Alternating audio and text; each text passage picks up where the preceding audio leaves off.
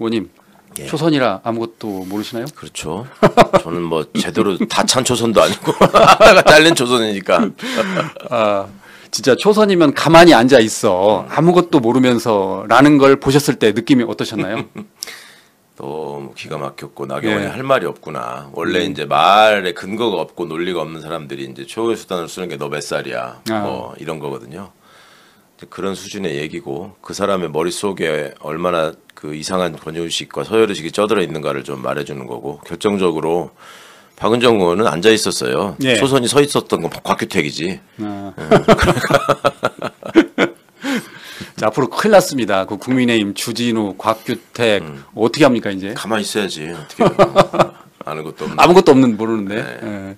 뭐 잘 아시는 것처럼 이게 그 저기 사건의 그 발단은 나경원 의원이 지금 법사위 간사를 희망했잖아요. 네. 그런데 추미애 법사위원장이 간사건을 채택하지 않으면서 지금 반발을 했는데 그 앞으로도 그 추미애 법사위원장이 간사건을 채택하지 않을 수도 있나요? 가능성이 있는 건가요? 아니 뭐 그 위원장 맘이고 맘이죠? 또 예. 간사도 위원회에서 선출하도록 돼 있기 때문에 예. 민주당이 부결시킬 수도 있고 한 건데 예. 어떻게 이제 저 국힘이 어떻게 나오느냐를 보고 이제 판단하시겠죠. 예, 그렇군요. 자, 그래서 그 정청래 당대표와 그 김병주 최고위원이 강하게 반발을 했습니다.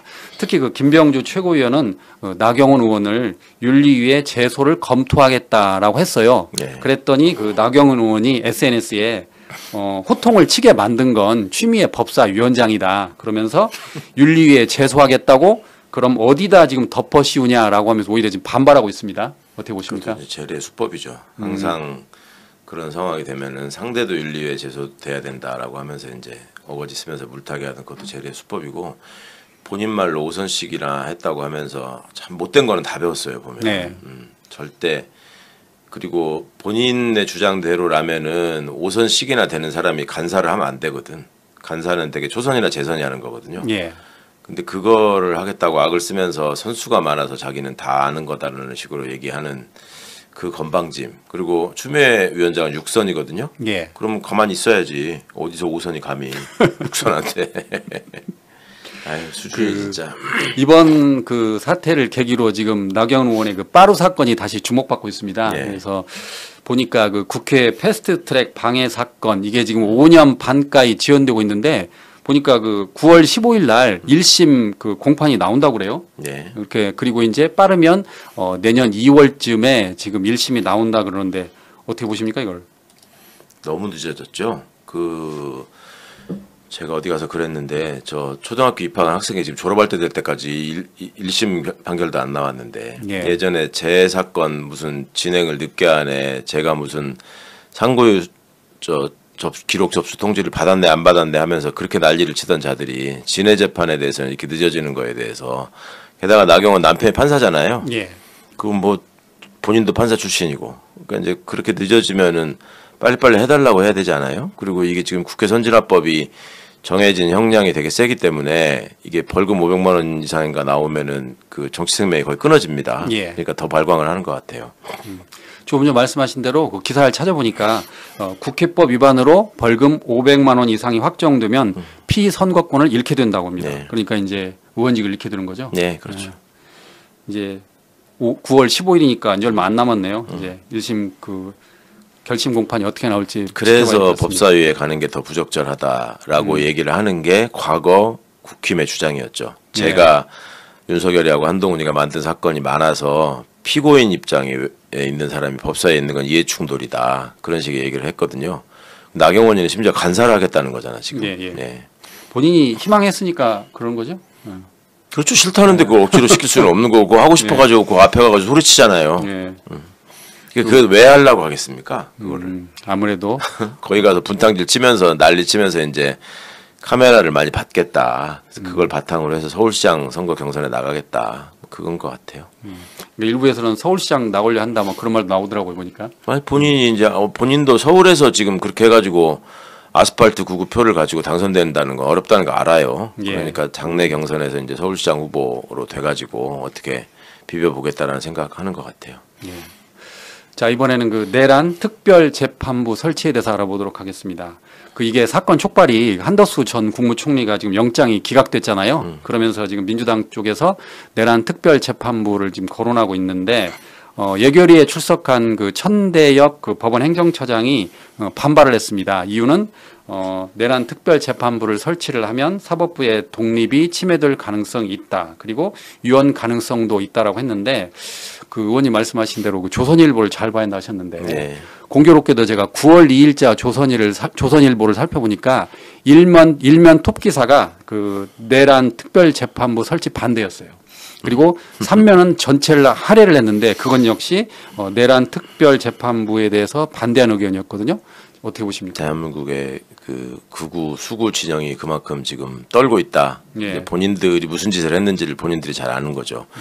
그리고 사실 특별재판부가 무슨 위헌이다 이런 얘기가 빈축을 사는 거는 과거에 자기들끼리 만들었던 대법원장에 대한 보고서에 세월호 사건이었죠. 그 특별재판부를 만들어 가지고 국민들의 이목이 집중된 사건에 대해서 뭔가 법원이 잘 대응하고 있다라는 모습을 보이고 홍보를 해야 된다. 이런 식의 특별재판부를 이미 자기들끼리 얘기했던 사람들이에요. 예. 근데 지네들이 얘기하는 건 괜찮고 국민들이 요구하는 건 위헌이고 이런 식의 소위 사법 귀족들이 얼마나 딴 세상에 살고 있는가. 그리고 문영배 재판관이 늘 강조한 이번 요새 이제 인터뷰 좀 하고 다니시던데 강조하는 얘기 중에 하나가 법원이 국민의 뜻을 파악하고 따라야지 국민한테 법원의 뜻을 따르라고 하는 거는 말이 안 된다. 그러니까 이제 국민주권 원리를 구현하고 지키기 위해서 사법부가 있는 것인데 국민주권 위에 군림하려고 하는 아주 시건방진 태도를 보이고 있다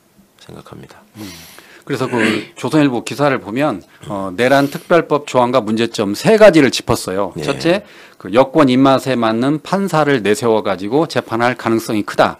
둘째는 재판 중계, 언론 브리핑 의무화를 통해서 이른바 그 모욕 주기를 할 가능성이 크다. 그리고 세 번째는 내란 혐의 정당에 대해서 보조금 제한 반환을 한다. 그래서 결국 민주당이 국고 보조금 중단과 환수를 통해서 국민의힘 해산을 밀어붙일 기세다라고 지금 조선일보가 기사를 했습니다. 조선일보 특유의 양비론에 의하면 지금 내란이라고 억지를 쓰는 정당과 세력이 있고 예.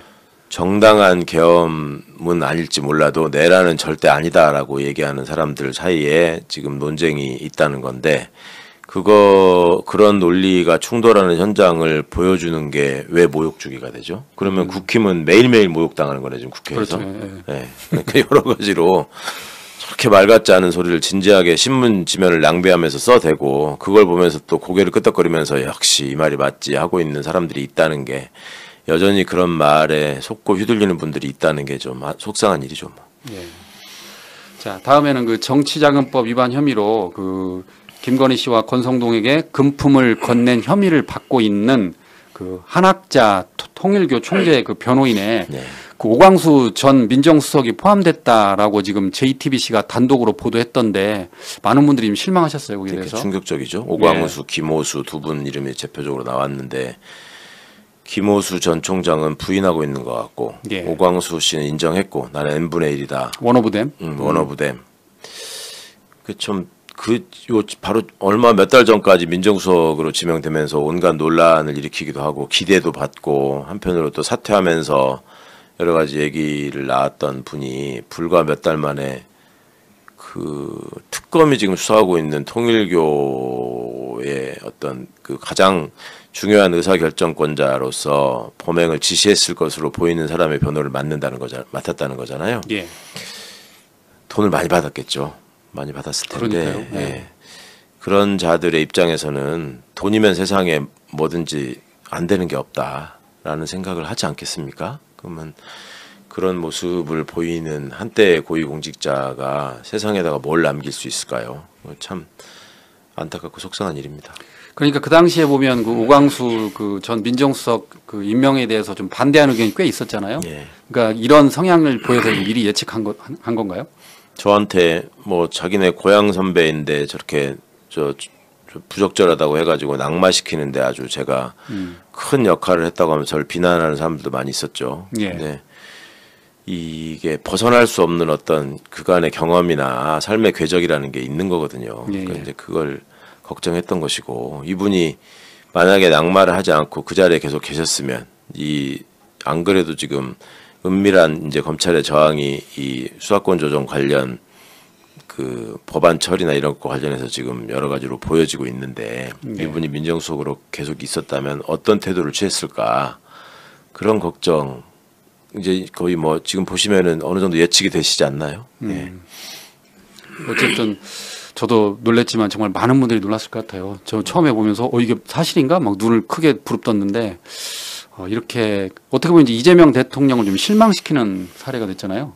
그러니까요. 이게 본인을 믿고 그 중책을 맡기려고 했던 분들에 대한 어떤 배신일 뿐만 아니라, 지금 있는 민정수석이나 민정비서관도 검사 출신인데 예. 그 사람들은 또 어떻게 되는 겁니까?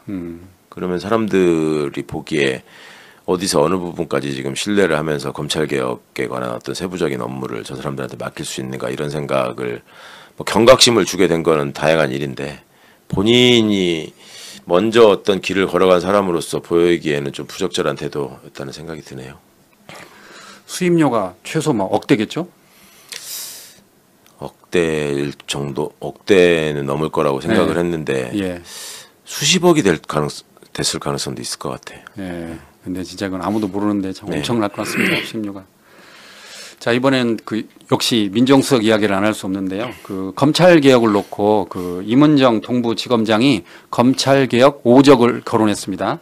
봉욱 민정수석, 그리고 이진수 법무부 차관, 성상원 법무부 검찰국장, 노만석 대검차장, 그다음에 김수홍 법무부 감찰과장, 이 5명을 검찰개혁 5적으로 규정을 하면서 지금 중수청을 행안 분야, 법무 분야 어디에 놓아야 되냐고 놓고 지금 말이 많은데, 임은정 동부지검장은 지금 정상호 법무부 장관이 이 검찰개혁 5적에 둘러싸여서 제대로 보고받지 못하고 있다라고 반발을 했어요. 어떻게 보십니까, 의원님? 공직에 있는 사람이 관련된 어떤 직책에 있는 사람들을 실명을 걸어서 비판했다라고 하는 게 이제 임은정 검사를 비난하는 그 논리로 삼고 있는 논거인 것 같아요. 예, 예. 근데 오죽하면 그랬겠나 하는 생각이 들고, 그럼 아무 근거 없이 그냥 그 이름을 언급해서 명예를 훼손했다 그러면 그거는 크게 책임져야 될 일이지만, 과거부터 걱정을 해오던 일이었고, 그 일이 지금 법무부 장관 혹은 법무부 정책보좌관의 최근의 어떤 언급이나 행동을 통해서 현실화되고 있는 거 아닌가 하는 걱정. 검찰개혁이 이번에는 정말로 좌초되지 않고 꼭 끝매듭을 지어야 된다라고 생각하는 입장에서는 이게 좀 절박하다라는 어떤 표현 아니었나 싶습니다. 이에 대해서 우상호 정무수석은 민영배 의원하고 임은정 검사장이 이제 일종의 충돌하는 모습을 보이니까 인신공격은 하지 말았으면 좋겠다라고 말을 했고, 정부도 이제 조만간 행안부로 중수청을 지금 옮기는 쪽으로 지금 가닥을 잡은 것 같아요, 보면.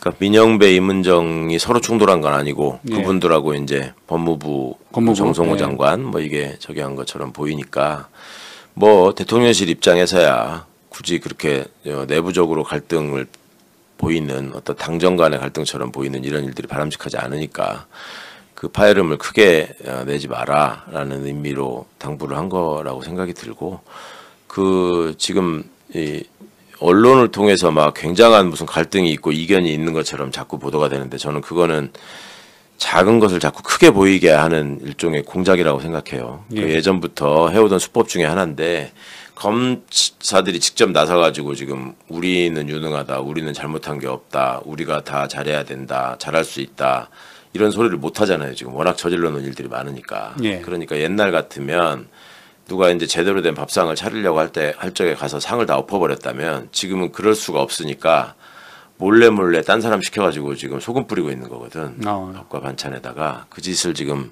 하고 있는 거라서, 정성호 장관 스스로가 본인의 의견이 아니고 시중의 여러 의견을 법무부 장관으로서 전달해야 된다고 생각했다라고 해명하면서 한 발 물러났잖아요. 예. 그리고 당과 국회에서 결정하는 것이다라고 얘기를 했고, 당은 처음부터 저 대통령과의 어떤 당정 만찬이나 이런 것들을 통해서 정부 조직법 통과에 대해서 확고하게 의지 표명을 했고, 그리고 내부적으로 어느 정도 다 가닥이 잡혀가고 있고, 그렇다면 더 이상 이 얘기를 가지고 언급하는 것은 그냥 분란을 노리는 것이라고 보여집니다. 그러니까 지금 정부조직법을 9월 25일 날 통과시키겠다고 공언을 했는데 예. 그거는 일정대로 갈 것 같으니까 너무 그렇게 막 흥분해가지고 서로가 서로를 향해서 그 총을 난사하는 이런 거는 좀 자제하셨으면 좋겠습니다. 예. 자, 다음에는 그 한국일보 단독 보도인데요. 그 윤석열과 김건희를 당황시킨 비화폰의 그 통화 기록이 보존돼 있다 이 내용입니다. 그러니까 경찰 특별수사단이 조사를 해봤더니 비화폰 서버 데이터베이스가 지금 보존돼 있다라는 그렇죠. 거예요.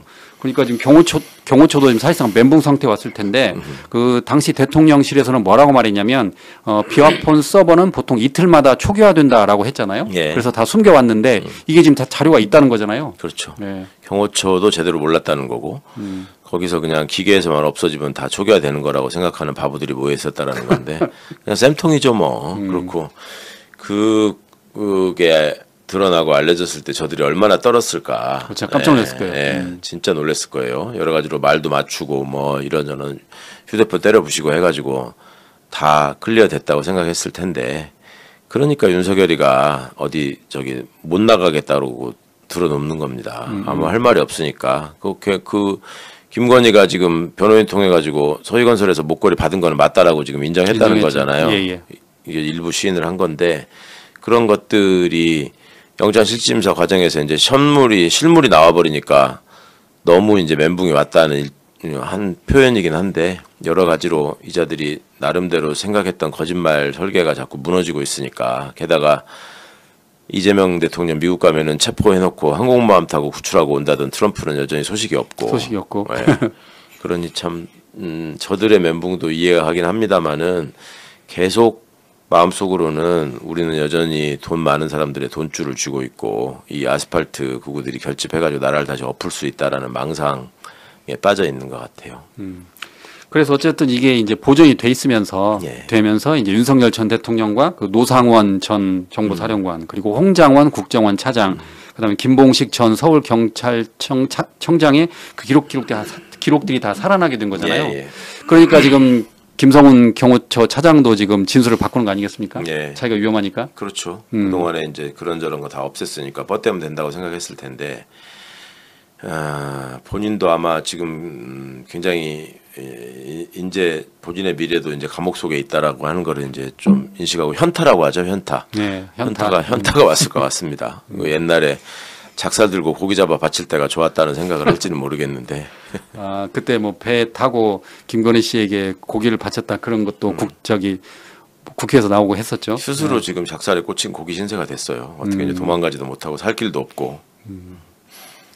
자, 이번에는 그 민주당 그 박선원 의원의 이야기를 하도록 하겠습니다. 박선원 의원이 뭐라고 그랬냐면 24년 1월이죠. 그 이재명 그 당시 더불어민주당 대표가 교환이 휘두른 흉기에 목에 찔리는 피습이 발생했었는데 경찰이 당시 이거를 테러로 하지 않고 단순한 그 살인미수로 서둘러 종결을 했습니다. 그런데 이걸 알아봤더니 그 경찰과 국정원 내부에서 테러 지정을 막으려 했다라는 움직임이 있었다는 거예요. 그 박선원 의원이 그래서 알아보니까 테러 지정하지 말자는 국정원 보고서까지 확인했다고 합니다. 정말 이것도 깜짝 놀랄 일입니다.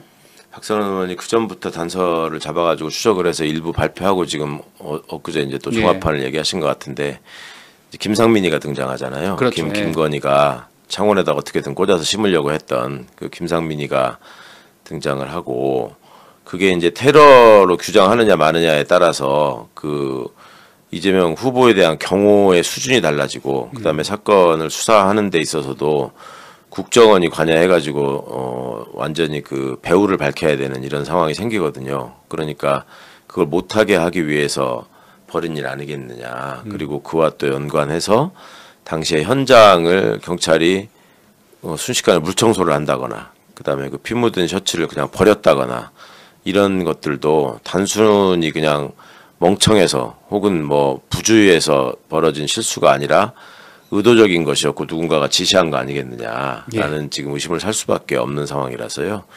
이것도 좀 재수사가 필요해 보입니다. 이거는 이제 특검의 수사 상황이 아직까지 포함되어 있지는 않은데 이게 김건희가 지시한 일이다라는 식의 얘기를 하는 사람이 있었죠. 뭐 전화 녹취의 신빙성에 대해서 아직 명확히 검증되지는 않았는데 그런 식의 얘기를 하는 김충식의 내연녀가 있다. 뭐 이런 보도가 있었던 것 같은데 그런저런 것들 좀 포함해서 과연 진짜 배우가 없었는지 누가 그 자리에 데리고 갔고 그 장소에 데리고 간 사람은 멀리 떨어진 부산에 사는 사람이었는데 왜 거기 와가지고 그 사람을 그렇게 데리고 갔는지 이런 점들에 대한 규명이 좀 더 필요해 보인다.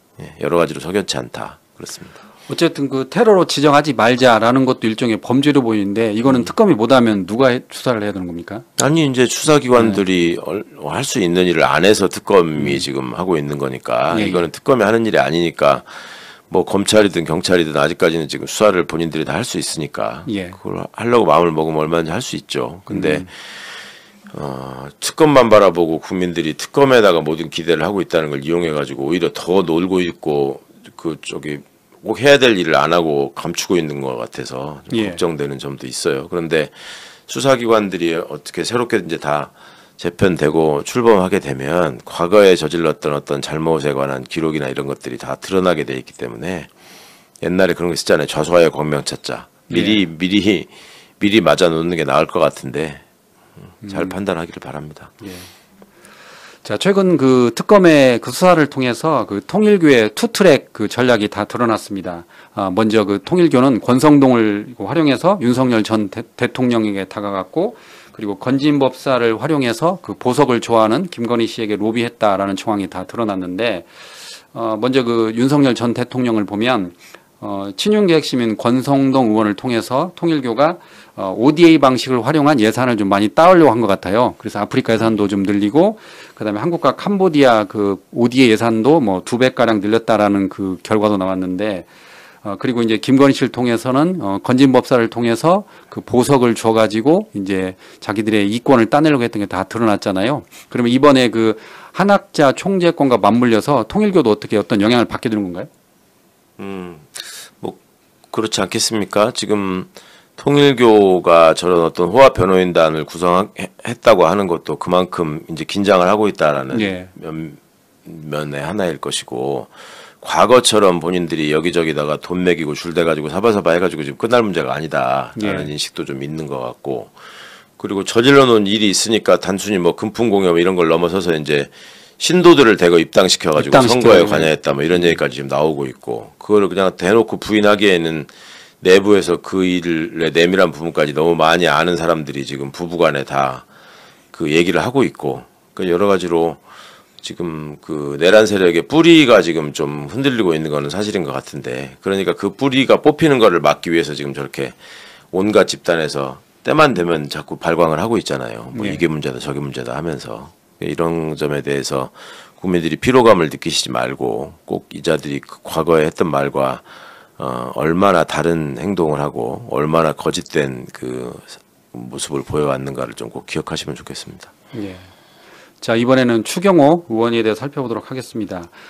계엄 때 추경호 그 당시 원내대표가 계엄 해제 표결을 지금 방해하려 했다는 의혹에 대해서 지금 수사를 받고 있는데 내란 특검이 조금 전에 나온 속보를 보면 윤석열 전 대통령이 24년 3월부터 계엄 논의를 했다고 합니다. 그래서 그 당시 추경호 원내대표도 이미 인지할 가능성이 크다 지금 그러고 있는데 특검 영장을 보면 추경호 전 원내대표를 피의자로 적시했습니다. 그래서 내란 중요 임무 종사와 직권남용 혐의인데 잘 아시는 것처럼 그 당시에 추경호 원내대표가 그 의원총회 장소를 국회로 갔다가 중앙당사로 갔다가 왔다 갔다 했잖아요. 그러고서 마지막은 중앙당사로 모여라 해서 끝났죠. 그래서 그 당시에 190명이 투표를 해서 전원 가결로 지금 계엄을 해제했는데 그 18명을 지금 참여하지 못하도록 한 거잖아요. 보면 어떻게 보십니까 이건? 그때 당시부터 많은 분들이 그 의구심을 갖고 있을 수밖에 없었고 또 그때 추경호하고 직접 통화한 사람, 추경호의 지시에 항의한 사람 뭐 이런 상황들이 있었다는 걸 우리가 알고 있잖아요. 그리고 한동훈이는 국회로 모이라고 했는데 원내대표가 지금 그거를 저지하는 상황이었단 말이에요. 그러면 진짜로 민주주의를 수호하고 내란에 대해서 반성한다고 하면 한동훈이 오히려 나서서 그때 당 대표로서 지시를 했는데도 불구하고 왜 이게 안 됐는가를 특검에 가서 얘기를 해야 돼요.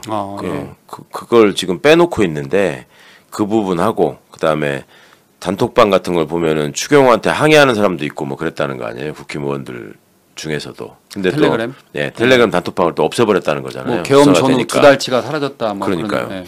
그러니까 이제 그런 여러 가지 점들을 볼 때 전형적인 어떤 범죄자의 행태고 또 그 계엄 이후에 한참 동안을 추경호가 카메라 앞에 등장하지 않고 계속 숨어 다녔었어요. 네, 그러다가 한때 그랬죠. 예. 그 아스팔트 극우가 준동을 하기 시작하니까 그때 이제 무슨 종이 피켓 들고 뒷줄 쪽에 가서 서 있고 이런 모습으로 이제 나타나기 시작했는데 그 사람이 살아간 방식, 그다음에 윤석열이가 추경호를 어떻게 생각했을까, 또 추경호의 평소 태도 이런 것들을 보면 사실은 뭐 뻔할 뻔짠데 이거를 이제 사법제도라고 하는 것이 증거에 의해서 사실관계를 규명하게 돼 있으니까 그냥 그 증거를 수집하고 맞춰가는 과정이라고 보입니다. 자, 이와 관련해서 그 장동혁 국민의힘 대표는 그 검찰의 그 압수수색이 무산될 때까지 무기한 농성에 들어가겠다라고 지금 발표를 했습니다. 아, 그래요? 예, 그래서 지금 검찰이 국민의힘 원내대표실과 원내행정실을 압수수색을 하니까 장동혁 대표가 뭐라고 그랬냐면 정치 깡패의 저질 폭력이다라고 말하고 조은석 내란 특검은 미친 사람이다라고까지 했습니다. 예. 어떻게 보십니까? 그 표현 형용사가 그대로 국힘의 지도부와 국힘의 의원들한테 돌려주면 딱 맞은 말일 것 같은데, 일단은 본인이 그렇게 농성하겠다고 공언을 했으면 이제 김문수 씨 반 정도는 해야 되지 않겠어요? 김문수 씨한테 가가지고 이제 그 수련도 좀 받고 뭐부터 해야 될지, 주먹 찌르기부터 해야 될지, 가위치기부터 해야 될지 순서를 좀 잘 정해가지고, 그리고 이제 잘 때 못 차리면 속옷이야 하나 아니야 하나 뭐 이런 거 고려할 게 많을 거예요. 네. 근데 아마 거기서 그렇게 뭐 단식을 한다거나 철야를 한다거나 이러지 않을 것 같은데, 제 느낌에 나경원스러운 농성을 하지 않을까요? 텐트 하나 갖다 놓고 오이 먹어가면서 선풍기도 있고. 네. 그 장동혁 대표의 그 변신에 대해서 말이 많더라고요. 처음에 이러지 않았는데 갑자기 그 당 대표 되는 과정에서 전환길 씨 도움으로 극우 아스팔트 도움을 받고 완전히 사람이 바뀌었다 막 그러던데 어떻게 보십니까? 대한민국의 그 법조 출신들이 얼만큼 기회주의적이고 저열한가를 보여주는 사례이기도 하고, 예. 또 그 사람의 입장을 최대한 좋은 쪽으로 해석을 해주자면 그 당의 보궐선거로 뒤늦게 들어가서 국회의원이 되다 보니 이 제정신을 갖고 살면 안 되겠더라. 내가 출세하려면은 그냥 뭐 양심이고 안면이고 다 필요 없고 무조건 그냥 그 악을 써가면서 극단적인 언사를 남발해야지 그나마 살 수 있는 길이 있겠더라. 그래야지 뭐가 생기더라.